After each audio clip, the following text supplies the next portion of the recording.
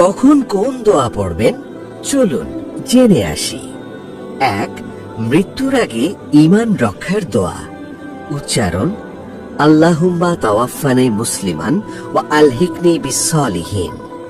অর্থ: হে আল্লাহ, আমাকে মুসলিম অবস্থায় মৃত্যু দাও এবং সৎ লোকদের সঙ্গে মিলিত করো। ফজিলত: নবী ইউসুফ আলাইহিস সালামের দোয়া, ঈমান রক্ষার অন্যতম উত্তম দোয়া। 2. স্বামী স্ত্রীর জন্য দোয়া। রব্বানা হাব লানা মিন আজওয়াজিনা ওয়া যুররিয়াতিনা কুররাতা আয়ুনিন ওয়াজআলনা লিল মুত্তাকিনা ইমামা।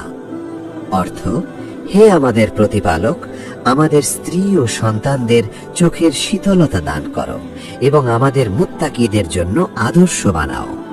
ফজিলত: পরিবারে ভালোবাসা, শান্তি ও বরকত আসে। সূরা ফুরকান ৭৪। 3. সন্তান হওয়ার সময়ের দোয়া। উচ্চারণ: আলহামদুলিল্লাহিল্লাযী ওয়াহাবা লি আলাল কিবারি ইসমাঈলা ওয়া ইসহাকা।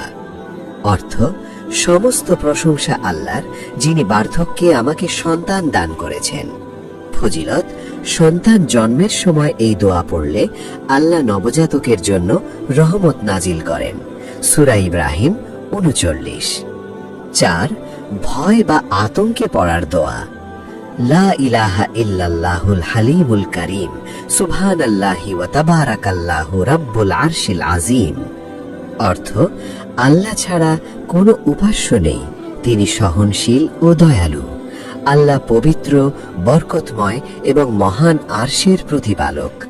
ভয়, আতঙ্ক বা বিপদের সময় এই দোয়া পড়লে হৃদয়ে শান্তি আসে। 6. হেদায়েত, সুস্থতা এবং সম্পদ লাভের দোয়া। আল্লাহুম্মা ইন্নী আসআলুকাল হুদা ওয়াত তুকা ওয়াল আফাফা ওয়াল গিনা। হে আল্লাহ, আমি আপনার কাছে হেদায়েত, তাকওয়া, সুস্থতা এবং সম্পদ কামনা করছি। সহিহ মুসলিম